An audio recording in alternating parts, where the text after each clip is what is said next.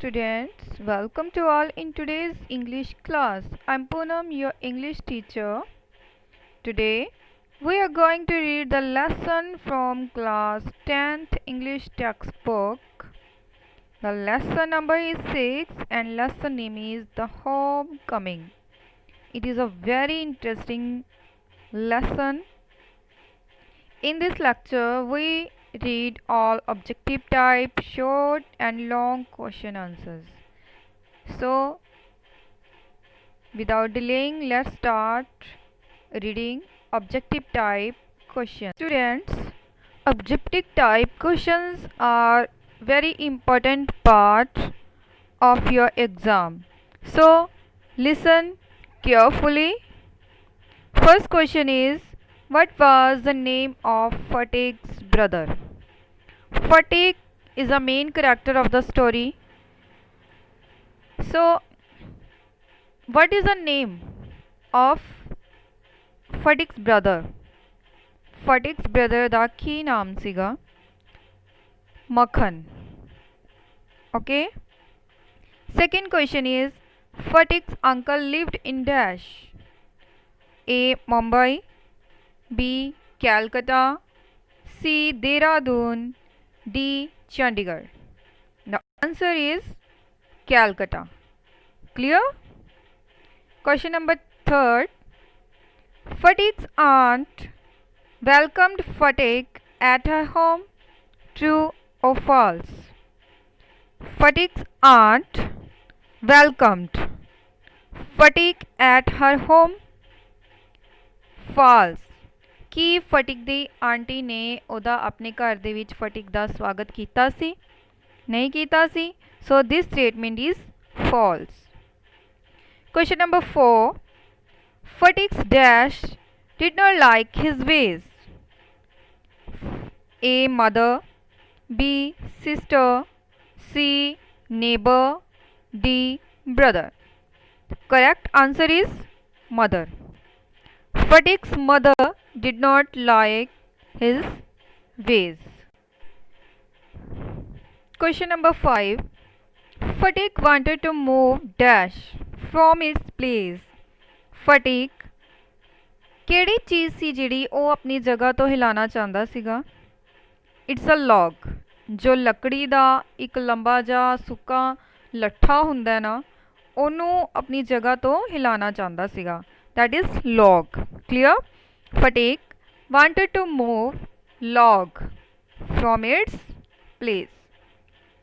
Question number 6. Fatik's last words were, Mother dash have come. A. Friends, B. Holidays, C. Aunt and uncle, D. Brother. The correct answer is holidays.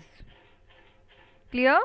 Fatik's last words were, Mother, holidays have come. Clear? Our objective type questions are completed.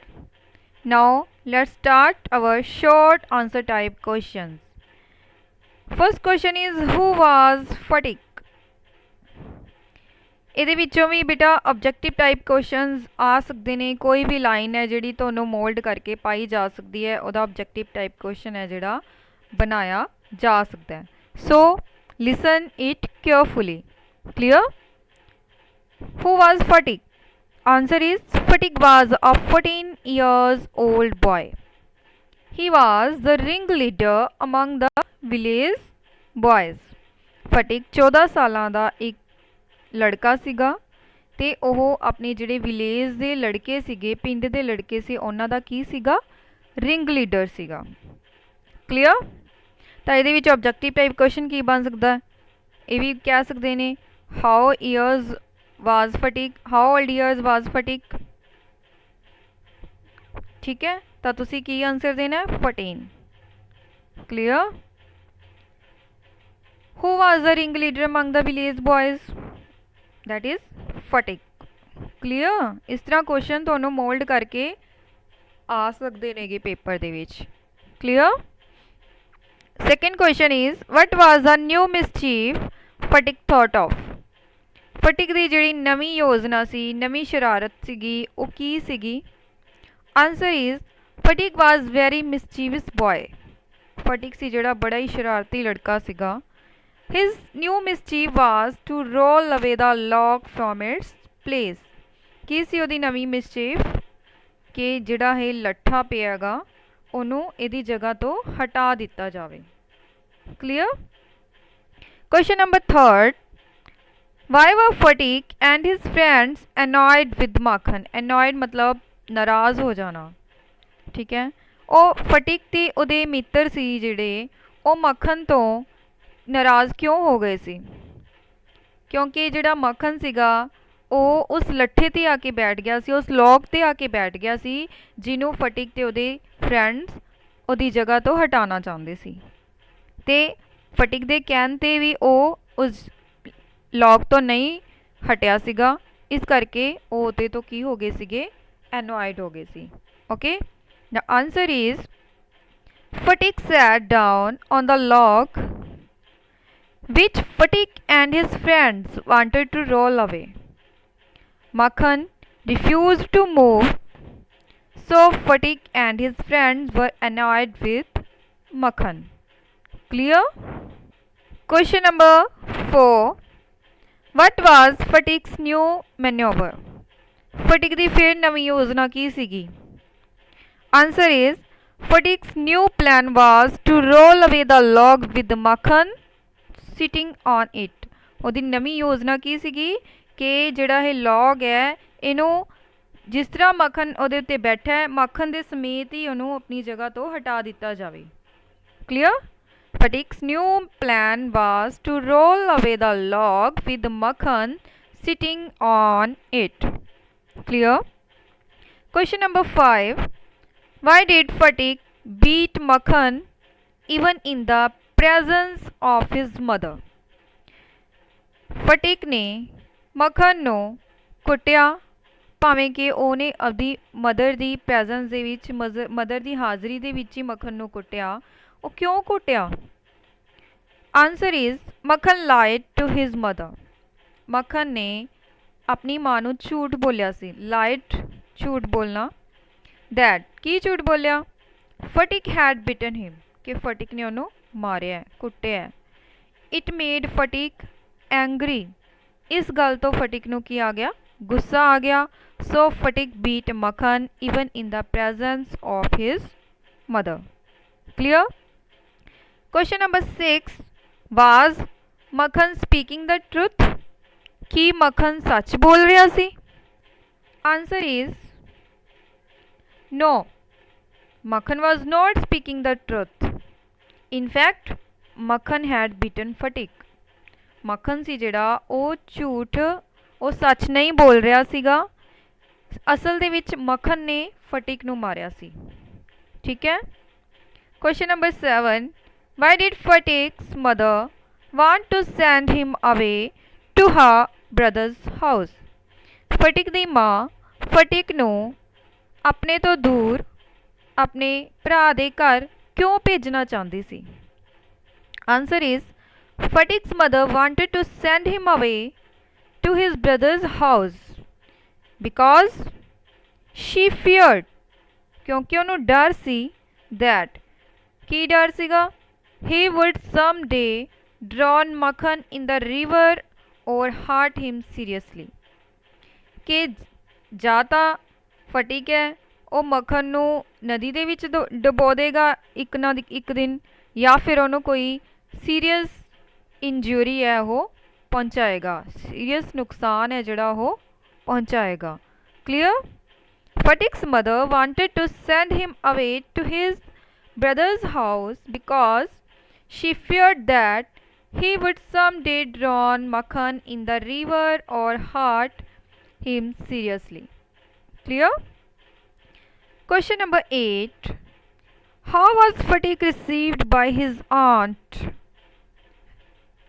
फटिक दी aunt ने फटिक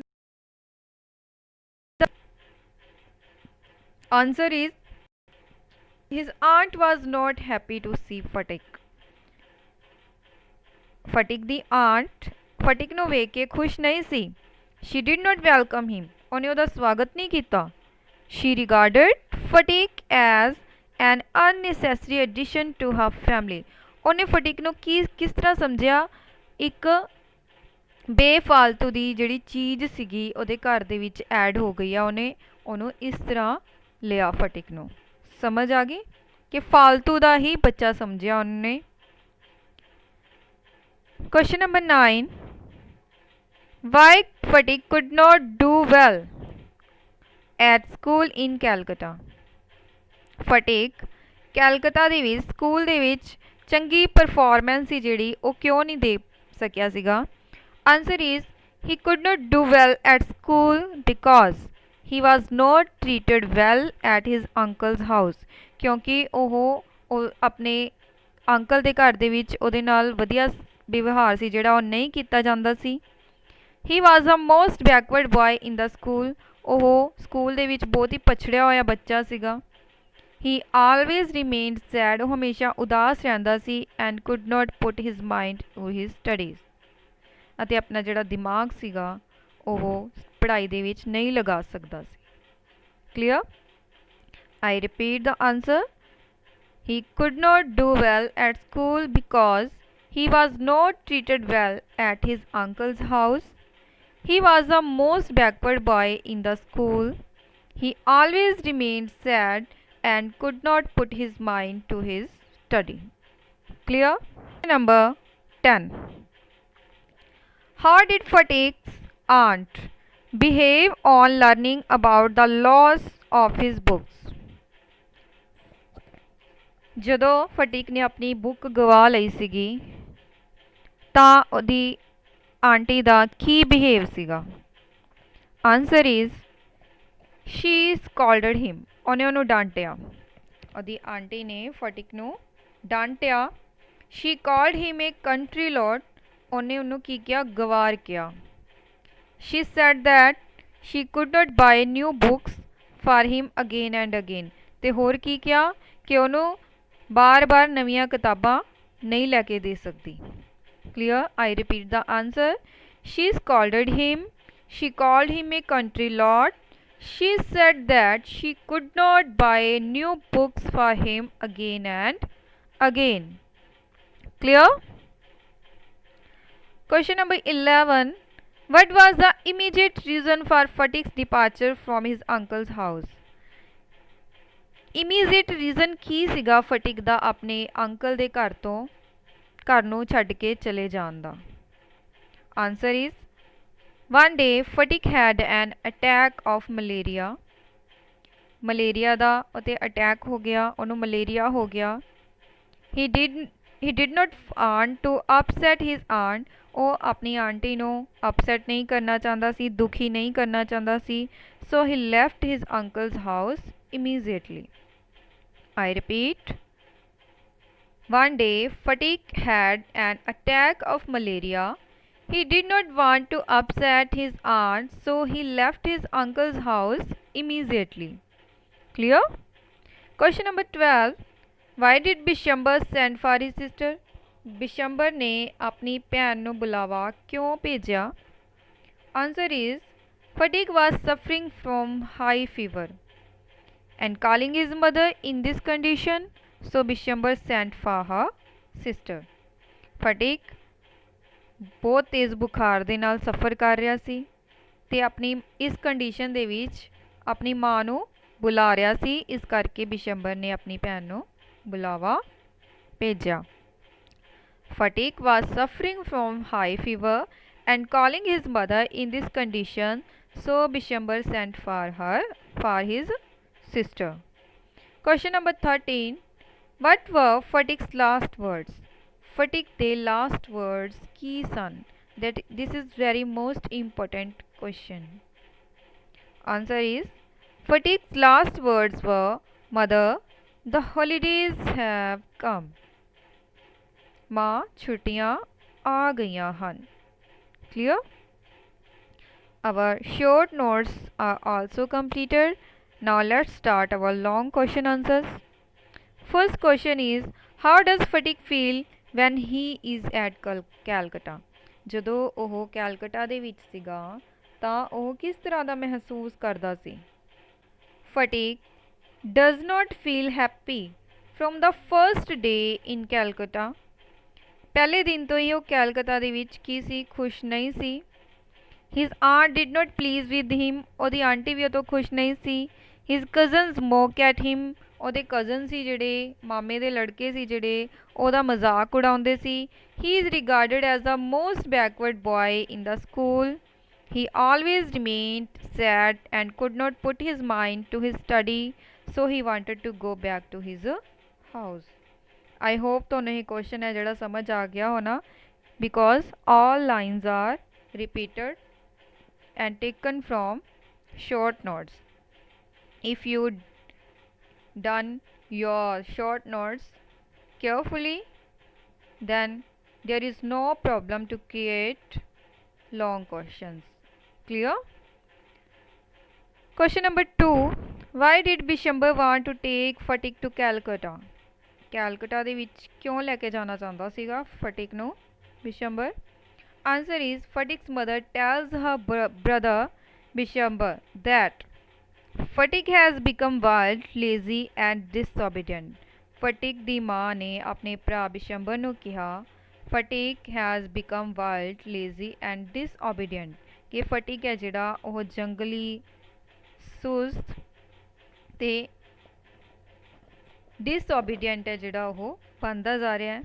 Shri feared that he would some day drown Makhan in the river or hurt him seriously. ਉਹਨੂੰ ਡਰ ਸੀਗਾ ਜਾਂ ਤਾਂ ਇੱਕ ਨਾ ਇੱਕ ਦਿਨ ਮੱਖਣ ਨੂੰ ਉਹ ਨਦੀ ਦੇ ਵਿੱਚ ਡੁਬੋ ਦੇਗਾ ਜਾਂ ਫਿਰ ਕੋਈ ਸੀਰੀਅਸ ਇੰਜਰੀ ਹੈ ਉਹ ਪਹੁੰਚਾਏਗਾ। Bishambar wants to help her sister, Bishambar ਆਪਣੀ ਭੈਣ ਦੀ ਮਦਦ ਕਰਨਾ ਚਾਹੁੰਦਾ ਸੀ। So he wants to take Phatik with him to Calcutta to educate him with his children, ਤਾਂ ਕਿ ਉਹ ਆਪਣੇ ਬੱਚਿਆਂ ਦੇ ਨਾਲ ਉਹਨੂੰ ਵੀ ਪੜ੍ਹਾ ਸਕੇ। Clear? Question number 3. Who is responsible for Phatik's death? Phatik ਦੀ ਡੈਥ ਦੇ ਲਈ ਕੌਣ ਰਿਸਪੋਂਸੀਬਲ ਹੈ? You know well. Answer is Fatik's mother, his uncle and mainly his aunt are responsible for his death. ਫਟਿਕ ਦੀ ਮਾਂ, ਉਹਦਾ ਅੰਕਲ ਤੇ ਖਾਸ ਤੌਰ ਤੇ ਉਹਦੀ ਆਂਟੀ ਹੈ ਜਿਹੜੀ, ਇਹ ਸਭ ਕੀ ਨੇ? ਰਿਸਪੋਂਸੀਬਲ ਨੇਗੇ ਫਟਿਕ ਦੀ ਡੈਥ ਦੇ ਲਈ। His mother was always angry with him. This made him to leave his house. ਉਹਦੀ ਮਾਂ ਹਮੇਸ਼ਾ ਉਹਦੇ ਨਾਲ ਨਾਰਾਜ਼ ਰਹਿੰਦੀ ਸੀ, ਗੁੱਸਾ ਰਹਿੰਦੀ ਸੀ, ਇਸ ਕਰਕੇ ਉਹਨੂੰ ਆਪਣਾ ਘਰ ਛੱਡਣਾ ਪਿਆ। His uncle did realize that a child of 14 could not live without his mother. ਉਹਦਾ ਅੰਕਲ ਨੂੰ did not realize, his uncle did not realize ਆਏਗਾ ਬੱਚਿਓ, did ਤੋਂ ਬਾਅਦ not ਆਏਗਾ, ਠੀਕ ਹੈ। ਉਹਦੇ ਅੰਕਲ ਨੂੰ ਅਹਿਸਾਸ ਹੀ ਨਹੀਂ ਹੋਇਆ ਕਿ ਇੱਕ 14 ਸਾਲਾਂ ਦਾ ਜਿਹੜਾ ਬੱਚਾ ਆਪਣੀ ਮਾਂ ਦੇ ਬਿਨਾਂ ਨਹੀਂ ਰਹਿ ਸਕਦਾ। His aunt's behavior broke his heart, ਤੇ ਉਹਦੀ ਆਂਟੀ ਦੇ ਬਿਹੇਵੀਅਰ ਨੇ ਤਾਂ ਉਹਦਾ ਦਿਲ ਹੀ ਤੋੜ ਕੇ ਰੱਖ ਦਿੱਤਾ। She always scolded him, ਉਹ ਹਮੇਸ਼ਾ ਹੀ ਉਹਨੂੰ ਡਾਂਟਦੀ ਰਹਿੰਦੀ। She called him a country lord. All this shows that Fatik's mother, his uncle and cruel aunt are responsible for the death of poor Fatik. Clear? Question number 4. Write character sketch of Bishambar, Makhan, Fatik's aunt, Fatik's mother. First is Bishambar. He is the brother of Fatik's mother. He is loving brother and loving uncle. He is a kind person. When Fatik's mother tells him that Fatik has become wild, lazy, disobedient, and she feared that he would someday drown Makhan in the river or hurt him seriously, Bishambar wants to help her sister. So he wants to take Fatik with him to Calcutta to educate him with his children, but he cannot take care of him and make a big mistake. This is a character of Bishambar. Clear? All lines are repeated. ਇੱਕ ਵਾਰੀ ਤੁਹਾਨੂੰ ਪੰਜਾਬੀ ਦੇ ਵਿੱਚ ਸਮਝਾ ਦਿੰਨੀ ਆ। ਫਟਿਕ ਦੀ ਬਿਸ਼ੰਬਰ ਸੀ ਜਿਹੜਾ, ਉਹ ਫਟਿਕ ਦੀ ਮਾਤਾ ਦਾ ਭਰਾ ਸੀ, ਲਵਿੰਗ ਭਰਾ ਸੀਗਾ, ਲਵਿੰਗ ਅੰਕਲ ਸੀ ਤੇ ਇੱਕ ਕਾਈਂਡ ਪਰਸਨ ਸੀਗਾ। ਫਟਿਕ ਦੀ ਮਦਰ ਉਹਨੂੰ ਦੱਸਦੀ ਹੈ ਕਿ ਫਟਿਕ ਹੈ ਜਿਹੜਾ ਉਹ ਵਾਈਲਡ, ਲੇਜ਼ੀ ਤੇ ਡਿਸਓਬੀਡੀਐਂਟ ਬਣ ਗਿਆ ਤੇ ਉਹਨੂੰ ਡਰ ਹੈ ਕਿ ਉਹ ਕਿਸੇ ਨਾ ਕਿਸੇ ਦਿਨ ਉਹ ਮੱਖਣ ਨੂੰ ਨਦੀ ਦੇ ਵਿੱਚ ਡੁਬੋ ਦੇਗਾ ਜਾਂ ਫਿਰ ਸੀਰੀਅਸਲੀ ਕੋਈ ਚੋਟ ਪਹੁੰਚਾ ਦੇਗਾ। ਵਿਸ਼ੰਬਰ ਆਪਣੀ ਭੈਣ ਦੀ ਮਦਦ ਕਰਨਾ ਚਾਹੁੰਦਾ ਹੁੰਦਾ ਹੈ। So he wants to take Phatik with him to Calcutta to educate him with his children, but he cannot take care of him। पर ਉਹ ਫਟਿਕ ਦਾ ਧਿਆਨ ਨਹੀਂ ਰੱਖ ਪਾਉਂਦਾ and make a big mistake, ਤੇ ਬਹੁਤ ਵੱਡੀ ਗਲਤੀ ਹੈ ਜਿਹੜੀ ਉਹ ਕਰ ਲੈਂਦਾ ਹੈ। Number 2 Makhan. Makhan is a younger brother of Phatik. Younger brother ਹੈ ਫਟਿਕ ਦਾ, ਠੀਕ ਹੈ। ਤੁਹਾਨੂੰ ਕੁਐਸਚਨ ਹੈ ਜਿਹੜਾ ਉਹ ਰਿਲਾਈਜ਼ ਮੋਲਡ ਕਰਕੇ ਆਬਜੈਕਟਿਵ ਟਾਈਪ ਪਾਇਆ ਜਾ ਸਕਦਾ ਹੈ, ਠੀਕ ਹੈ। Makhan is a younger brother of Phatik. He is his mother's favourite. His mother loves him and always takes his side. ਉਹ ਆਪਣੀ ਮਾਂ ਦਾ ਲਾਡਲਾ ਹੈ, ਮਾਂ ਉਹਨੂੰ ਬਹੁਤ ਪਿਆਰ ਕਰਦੀ ਹੈ ਅਤੇ ਹਮੇਸ਼ਾ ਉਹਦੀ ਹੀ ਸਾਈਡ ਲੈਂਦੀ ਹੈ। ਅਕੋਰਡਿੰਗ ਟੂ ਹਿਜ਼ ਮਦਰ, ਉਹਦੀ ਮਾਂ ਦੇ according, he is as good as gold. ਉਹ ਬਿਲਕੁਲ ਸੋਨੇ ਦੀ ਤਰ੍ਹਾਂ ਖਰਾ ਹੈ। But in actual he is very clever boy. ਪਰ ਅਸਲ ਦੇ ਵਿੱਚ ਉਹ ਬਹੁਤ ਹੀ ਚਲਾਕ ਲੜਕਾ ਹੈ। ਹੀ ਡਿਸਟਰਬਸ ਫਟਿਕ। ਉਹ ਫਟਿਕ ਨੂੰ ਡਿਸਟਰਬ ਕਰਦਾ ਹੈ and told lies to his mother. ਅਤੇ ਆਪਣੀ ਮਾਂ ਨੂੰ ਕੀ ਕਰਦਾ ਹੈ, ਝੂਠ ਬੋਲਦਾ ਹੈ। ਹੀ ਸੇਵਜ਼ ਹਿਮਸੈਲਫ। ਆਪਣੇ ਆਪ ਨੂੰ ਬਚਾਉਂਦਾ ਐਂਡ ਪੁੱਟਸ ਫਟਿਕ ਇਨ ਟਰਬਲ। ਅਤੇ ਫਟਿਕ ਨੂੰ ਮੁਸੀਬਤ ਦੇ ਵਿੱਚ ਪਾ ਦਿੰਦਾ ਹੈ। Now question number part number C, Phatik's aunt. Phatik's aunt is a very cruel lady. She doesn't like Phatik. ਬੜੀ ਨਿਰਦਈ ਔਰਤ ਹੈ ਅਤੇ ਫਟਿਕ ਨੂੰ ਬਿਲਕੁਲ ਪਸੰਦ ਨਹੀਂ ਕਰਦੀ। She doesn't welcome him. ਨਾ ਹੀ ਉਸਦਾ ਸਵਾਗਤ ਕਰਦੀ ਹੈ। She regards Phatik as an unnecessary addition to her family. ਉਹ ਫਟਿਕ ਨੂੰ ਆਪਣੇ ਪਰਿਵਾਰ ਦੇ ਵਿੱਚ ਵਾਧੂ ਦਾ ਮੈਂਬਰ ਸਮਝਦੀ ਹੈ। She called him a country lout. ਉਸਨੂੰ ਗਵਾਰ ਕਹਿੰਦੀ ਹੈ। When Phatik loses his school book. ਜਦੋਂ ਫਟਿਕ ਆਪਣੀ ਸਕੂਲ ਦੀ ਬੁੱਕ ਹੈ ਜਿਹੜੀ ਉਹ ਗਵਾ ਲੈਂਦਾ ਹੈ। ਸ਼ੀ ਸਕੋਲਡਸ ਹਿਮ। ਉਹਨੂੰ ਡਾਂਟਦੀ ਹੈ। She is responsible for Phatik's death. ਉਹ ਫਟਿਕ ਦੀ ਡੈਥ ਦੇ ਲਈ ਰਿਸਪੋਂਸੀਬਲ ਹੈ। Thus we can say Phatik's aunt is a cruel, selfish and heartless woman. ਇਸ ਤਰ੍ਹਾਂ ਅਸੀਂ ਕਹਿ ਸਕਦੇ ਹਾਂ ਕਿ ਫਟਿਕ ਦੀ ਜਿਹੜੀ ਆਂਟੀ ਹੈ ਉਹ ਨਿਰਦਈ, ਸੈਲਫਿਸ਼, ਸਵਾਰਥੀ ਅਤੇ ਹਾਰਟਲੈਸ ਅਤੇ ਬਿਨਾਂ ਦਿਲ ਵਾਲੀ ਔਰਤ ਹੈ। Clear. Mother is a simple village woman. ਇੱਕ ਕੀ ਹੈ, ਸਿੰਪਲ ਵਿਲੇਜ, ਪਿੰਡ ਦੇ ਵਿੱਚ ਰਹਿਣ ਵਾਲੀ ਔਰਤ ਹੈ। She is a widow. ਉਹ ਵਿਧਵਾ ਹੈ ਐਂਡ ਹੈਜ਼ 2 ਸਨਸ। ਅਤੇ ਉਹਦੇ 2 ਪੁੱਤਰ ਹਨ, ਫਟਿਕ ਐਂਡ ਮੱਖਣ। ਕਿਹੜੇ ਕਿਹੜੇ? ਫਟਿਕ ਅਤੇ ਮੱਖਣ। ਸ਼ੀ ਲਵਜ਼ ਮੱਖਣ and always take his side. ਉਹ ਮੱਖਣ ਨੂੰ ਪਿਆਰ ਕਰਦੀ ਹੈ ਅਤੇ ਉਹਦੀ ਹਮੇਸ਼ਾ ਸਾਈਡ ਲੈਂਦੀ ਹੈ। But she is not happy with Phatik. ਪਰ ਉਹ ਫਟਿਕ ਦੇ ਨਾਲ ਖੁਸ਼ ਨਹੀਂ ਹੁੰਦੀ। She thinks one day Phatik put Makhan in sum danger. ਉਹਨੂੰ ਡਰ ਹੈ, ਉਹ ਸੋਚਦੀ ਹੈ ਕਿ ਇੱਕ ਨਾ ਇੱਕ ਦਿਨ ਫਟਿਕ ਹੈ ਜਿਹੜਾ ਉਹ ਮੱਖਣ ਨੂੰ ਖਤਰੇ ਦੇ ਵਿੱਚ ਪਾ ਦੇਗਾ। She considered Makhan as good as gold. ਉਹ ਮੱਖਣ ਨੂੰ ਜਿਵੇਂ ਸੋਨੇ ਵਰਗਾ ਖਰਾ ਸਮਝਦੀ ਹੈ। But Phatik a wild, lazy and disobedient boy. ਪਰ ਫਟਿਕ ਨੂੰ ਜੰਗਲੀ, ਸੁਸਤ ਅਤੇ ਡਿਸਓਬੀਡੈਂਟ ਲੜਕਾ ਸਮਝਦੀ ਹੈ। She is happy to send Phatik to Calcutta with his brother. ਉਹ ਫਟਿਕ ਨੂੰ ਕੈਲਕਟਾ ਭੇਜ ਕੇ ਖੁਸ਼ ਹੁੰਦੀ ਹੈ। ਬਟ ਇਨ ਦਾ ਐਂਡ, ਪਰ ਅੰਤ ਦੇ ਵਿੱਚ ਸ਼ੀ ਫੀਲ ਰਿਗਰੈਟ। ਅੰਤ ਦੇ ਵਿੱਚ ਉਹ ਕੀ ਕਰਦੀ ਹੈ, ਪਛਤਾਉਂਦੀ ਹੈ। Clear. Question number 5, give a pen portrait of Phatik. ਹੁਣ ਆਪਾਂ ਫਟਿਕ ਦਾ ਕਰੈਕਟਰ ਸਕੈਚ ਦੇਣਾ ਹੈ। Answer is ਫਟਿਕ was a 14 years old boy. He was a ringleader among the village boys. He doesn't like Makhan because ਕਿਉਂ ਨਹੀਂ ਮੱਖਣ ਨੂੰ ਪਸੰਦ ਕਰਦਾ? He always put him trouble ਕਿਉਂਕਿ ਉਹਨੂੰ ਹਮੇਸ਼ਾ ਮੁਸੀਬਤ ਦੇ ਵਿੱਚ ਪਾ ਦਿੰਦਾ ਹੈ। He is very mischievous boy. ਉਹ ਬੜਾ ਹੀ mischievous boy ਹੈ, ਸ਼ਰਾਰਤੀ ਲੜਕਾ ਹੈ। His mother sends him to Calcutta with his brother. ਉਹਦੀ ਮਾਂ ਆਪਣੇ ਭਰਾ ਦੇ ਨਾਲ ਉਹਨੂੰ ਕੈਲਕਟਾ ਭੇਜ ਦਿੰਦੀ ਹੈ। He is happy to go to Calcutta. ਉਹ ਖੁਸ਼ ਹੁੰਦਾ ਹੈ ਕੈਲਕਟਾ ਜਾ ਕੇ। But he is not happy from the first day in Calcutta due to bad behavior of his aunt. ਪਰ ਉਹ ਕੈਲਕਟਾ ਜਾ ਕੇ ਪਹਿਲੇ ਦਿਨ ਤੋਂ ਹੀ ਖੁਸ਼ ਨਹੀਂ ਹੁੰਦਾ। ਕਿਉਂ ਨਹੀਂ ਖੁਸ਼ ਹੁੰਦਾ? ਆਪਣੀ ਆਂਟੀ ਦੇ ਬੁਰੇ ਵਿਵਹਾਰ ਦੇ ਕਾਰਨ। At last he dies saying, ਅੰਤ ਦੇ ਵਿੱਚ ਉਹ ਮਰ ਜਾਂਦਾ ਹੈ। ਕੀ ਕਹਿੰਦਾ ਹੋਇਆ? Mother the holidays have come. Clear? Question number 6. Describe the quarrel between Fatik and Makhan. This is also the most important question. Quarrel ਦੱਸਣਾ ਹੈ ਫਟਿਕ ਤੇ ਮੱਖਣ ਦਾ, ਕੀ ਲੜਾਈ ਹੋਈ ਸੀਗੀ। Answer is Fatik was very mischievous boy. ਬੜਾ ਹੀ ਸ਼ਰਾਰਤੀ ਲੜਕਾ ਹੁੰਦਾ ਹੈ।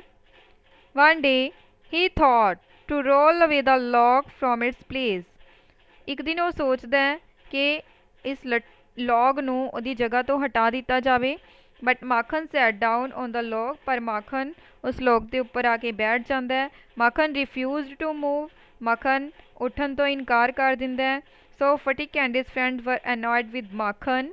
ਫਟਿਕ ordered his friends to roll away the log with Makhan sitting on it. ਫਿਰ ਫਟਿਕ ਕੀ ਕਰਦਾ ਹੈ? ਆਪਣੇ ਮਿੱਤਰਾਂ ਨੂੰ ਆਰਡਰ ਦਿੰਦਾ ਹੈ, ਹੁਕਮ ਦਿੰਦਾ ਹੈ ਕਿ ਉਹ ਮੱਖਣ ਦੇ ਨਾਲ ਹੀ ਇਸ ਲੌਗ ਨੂੰ ਉਲਟਾ ਦੇਣ। ਮੱਖਣ ਫੈਲ ਆਫ ਦ ਲੌਗ, ਮੱਖਣ ਕੀ ਹੈ ਉਸ ਲੌਗ ਤੋਂ ਡਿੱਗ ਜਾਂਦਾ ਹੈ। ਹੀ ਬੀਟ ਐਂਡ ਕਿਕਡ ਫਟਿਕ, ਉਹ ਫਟਿਕ ਨੂੰ ਬੀਟ ਕਰਦਾ, ਮਾਰਦਾ ਅਤੇ ਕਿਕ ਕਰਦਾ, ਧੱਕਾ ਦੇ ਦਿੰਦਾ। ਠੀਕ ਹੈ, clear? So students, we have completed our lesson, all objective type short and long questions. So students, now we have completed our lesson. I hope you enjoy today's lecture.